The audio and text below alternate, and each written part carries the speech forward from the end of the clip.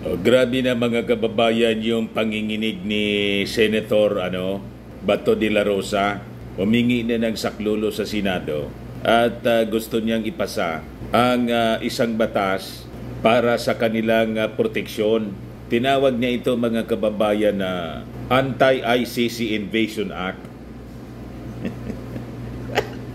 So magpapasa siya, gusto niyang isulong ang isang batas para lang sa kanyang proteksyon at ng kanyang amo na si Digong. Tapos sa Congress naman po, si Pulong gustong magpasa ng batas para habulin yung ating Pangulong Bongbong Marcos sa isyu ng pulburon. Yung proposal niya na i-require yung lahat ng mga officials, elected officials, including the President, na magsailalim dapat sa mandatory hair follicle drug test. Ganon mga kababayan. So ang kanilang proposal, pang lang po nila, pang sarili, sabi nga for personal consumption. Diba? Yan sabi rito sa Impact Leadership, Bato asks Senate to enact Philippine version of Anti-ICC Invasion Act. Yan po si Bato. Bakit niya Mr. Maravillas? Ganun na lang ang takot na nararamdaman ni Senator Bato at kanyang mga kasabwat. Sige kasi palabas ng kwento ni dating Senador Trillanes. Dagdagan pa ni dating Chief Justice, Senior Associate Justice Antonio Carpio. Sabi ni Tony Carpio mga kababayan, malamang by September daw, kalawitin na ng ICC. Yung Interpol po, kalawitin na po ang dating Pangulong Digong at mga kasama dito si Bato, pati si appointed designated survivor. Yan ang sinabi po dito sa latest na interview ni Richard Hidarian. Ayan po, ICC arrest warrant versus Duterte in September. Kaya nag-privilege speech mga kababayan si Bato sa Senado at gustong magpasa ng batas para sa personal consumption nila. Anti-ICC Invasion Act. Ayan po. Sabi diyan, Senator Bato de la Rosa has called for the enactment of a law to protect Filipino citizens from prosecution by the International Criminal Court, framing the issue as a potential constitutional crisis. Dinamay pa ninyo yung mga mamamayang Filipino. Kayo man lang po yung nahaharap sa kaso sa International Criminal Court dahil sa pagmamalabis ninyo. Harapin na lang po ninyo kasi kayo yung yung mga nagdeklarang mga maiisog. Panindigan na ninyo po. Nakakaya naman sa inyo na lagi ninyong sinasabi, kayo yung mga maiisog. Ayan tuloy. Tinawag na kayong matatalaw, coward of the country ni ACT Party List Representative Franz Castro. Ayan sabi po ni Franz Castro, mga coward of the country. De la Rosa's call for non-cooperation with ICC, a mark of a coward, says Makabayan Solon. So, ang magiging team song ninyo, yung kanta ni Kenny Rogers, coward of the country. Diba? So, sabi po ni ACT Party List Representative Franz Castro, na ito ang niyang gustong mangyari ni Senator Bato de la Rosa, yung kanyang ginawang privilege speech urging non-cooperation with the International Criminal Court. Ito ang truly self-serving and a mark of a coward. Diba? Di kayo niya nahiya, Senator Bato? Tapos yung dating Pangulong Digong, nasabi ninyo kayo yung maiisog, may mga maisog rallies pa kayo. Pagkatapos, susuksok pala kayo sa saya ng Senado. Diba? Tapos, dinamay pa ninyo yung mga mamamayang Pilipino. Wala man diyang pakinabang yung mga mamamayang Pilipino kasi yung mga violators, kayo man lang. Di ba? Sabi ni Franz Castro, Senator De La Rosa's position is not only misguided anya, but also reeks of fear and subservience to those who wish to evade accountability. It's a desperate attempt, desperado na daw itong si Bato, to shield himself and his former boss from facing the consequences of their actions during the bloody war on drugs. In a privileged speech on Monday, De La Rosa questioned whether the Philippines should firmly uphold its sovereignty or allow it to be compromised by external forces. He urged his fellow lawmakers to consider enacting a Philippine version of the American Service Members Protection Act or ASPA to safeguard national sovereignty against international bodies. Ngayon gusto ninyong kopyahin yung ginagawa ng Amerika, pero nandun ka ang kiling ninyo sa China, yung grupo ninyo. Di ba niya, Mr. Maravilla, si Bato, may pasuot-suot pang WPS atin ito. Drama man lang po yan ni Bato, saka si Bongo, lagi man pong baliktad yung kanilang mga sinasabi, tulad ng sinabi niya na suportado niya si Mig Subiri.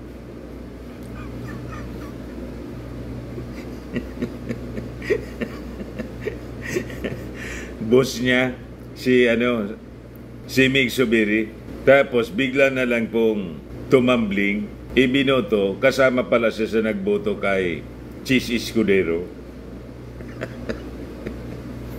Kaya pag mga statements mo galing kay Bato, i-interpret ninyong baliktad tulad ng kanyang amo, kasi lagi pong pabali-baliktad.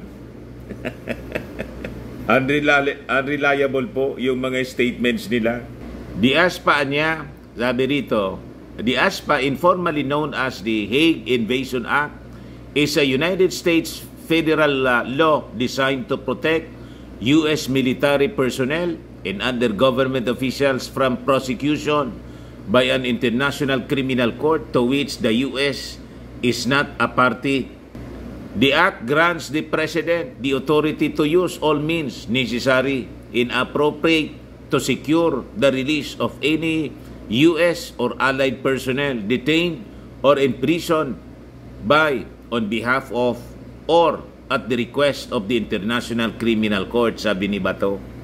De La Rosa further asserted that both he and former President Rodrigo Duterte are not afraid to face prosecution, but emphasized that any legal accountability should be determined by Philippine courts and procedures, not by foreign entities. Sige, ang daldal ninyong hindi kayo takot, pero nanginginig na kayo.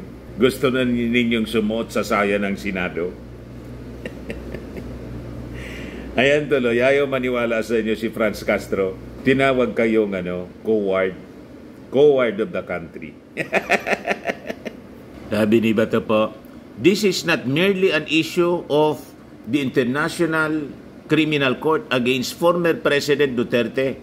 This is in fact a looming constitutional crisis. Atin bang tatangahan na mahigpit ang ating soberenya, o aya na lamang natin itong dumulas mula sa ating mga kamay? Yung West Philippines nga po, gusto nang ipamigay sa China ni Digong, pati yung Pilipinas gawing probinsya na daw ng China. Wala kayong imik. Tapos itong ICC man lang po, na isasailalim man lang kayo sa trial.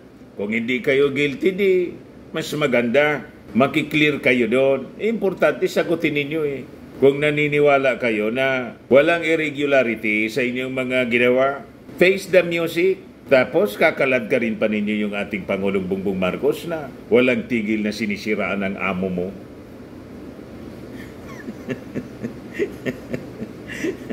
Loko-loko yung ating Pangulong Bongbong Marcos na ayaw tantanan ng inyong amo. Pagkatapos, pipigilin niya yung ICC. Kahit ako si Presidente, hayaan ko na lang yung ICC para matapos na yung pagmamalabis ninyo rito, panggugulo. Di ba? Kung ano-ano ang pinagsasabi ninyo. Never na nagawa yan ng mga dating leader ng bansa. Si Digong lang ang nakagawa ng ganyan. Karumal-dumal, kahindik-hindik na mga pananalita. So, bagay lang na ang katulad ninyong klase ng mga leader na walang manners. Lahat yata kayo hindi naturuan ng magulang ng tamang pag-ugali at pananalita. Managot sa sa batas, international law. Pag hindi natin ginawa ito, mga kababayan, yung ating UNCLOS, we're asserting our UNCLOS. Pagkatapos, pagdating sa ICC, ayaw nating pasakop. Di ba? Umalis tayo. O okay, umalis tayo. Pero sabi po ni DOJ Secretary Rimulya, sa Interpol niya, hindi man tayo umalis. Member tayo ng Interpol. Humingi ng tulong sa Interpol yung ICC. O, di ba? Sabi ni Bato, at this point, I would like to ask the members of this august body, of the same august body, where do you stand in protecting our citizens? Would you be willing to enact a Philippine version of the American Service Members Protection Act to protect our citizens and our national sovereignty against those encroaching international bodies?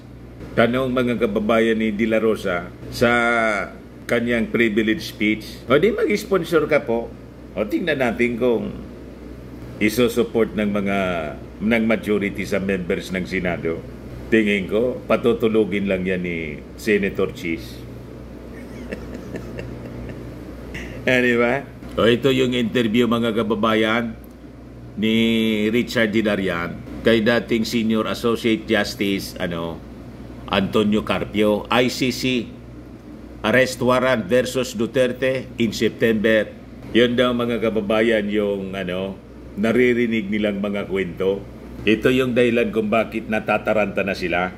Hindi na makatulog ang mga Duterte ngayon. Pakinggan natin mga kababayan yung sinasabi ni Carpio.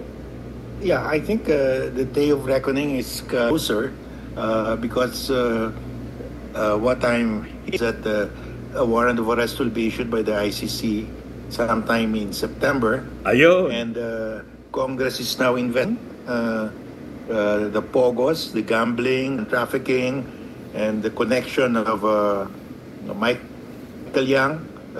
Si Michael Yang. It's all coming out now that somehow the day of reckoning. The walls are closing in. The walls are closing in on these people. These are all connected to President Duterte. I mean, coming Michael closer. Yang was his economic advisor, very close friend of Duterte. And of course, you see the pictures. The mayor of Bamban was there.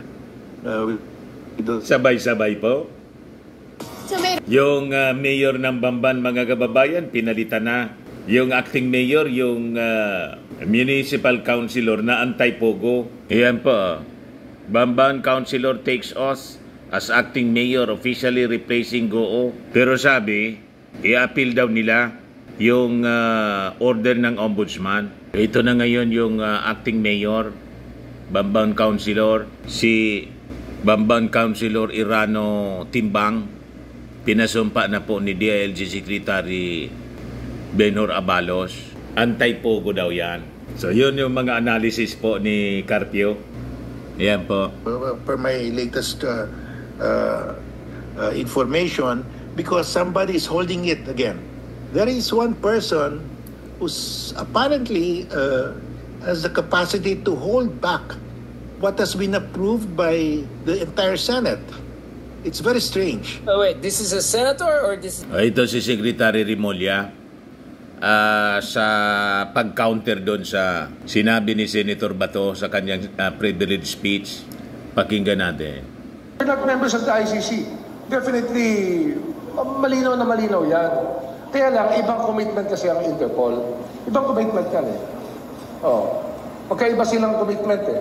Wala na tayong commitment sa ICC, pero ang Interpol, may commitment tayo. Tsaka yung Interpol, far-reaching yan. Tandaan natin, There are more than 10 million Filipinos going around the world right now na baka kailangan ng tulong ng Interpol. We value the Interpol over a lot of other things. Kasi we have to protect our own people throughout the world. And the Interpol is very important to us in this regard. So yun ang paliwanag mga kababayan ni Remulla. Sa mga naghanap ng malinis and spacious fitness gym, pumunta lang po kayo sa aming Colossal Fitness Gym. We also offer Grab Car Rental with our brand new 2023 model ng Toyota Innova. We also accept booking for those who are planning to travel via PAL, Cebu Pacific, and other airline companies, local and international, and bills payment for Meralco bills, Aleco bills, PLDT, etc.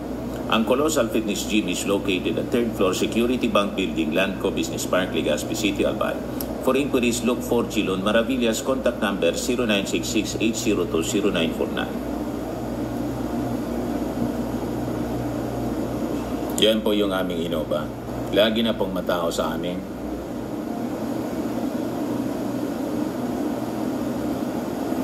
Yan mga bago naming clients.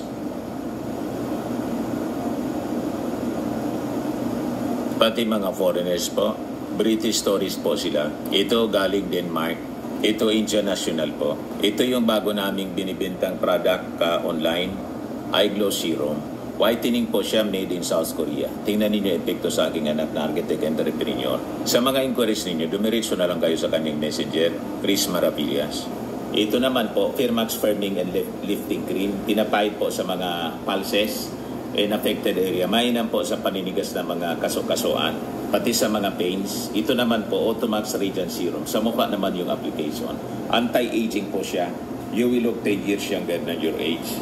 Sa mga cancer patients naman po, baka lang gusto ninyo itong itry. Ning siya Red Mix Fruit Drink. Hindi man po siya gamot, food supplement siya.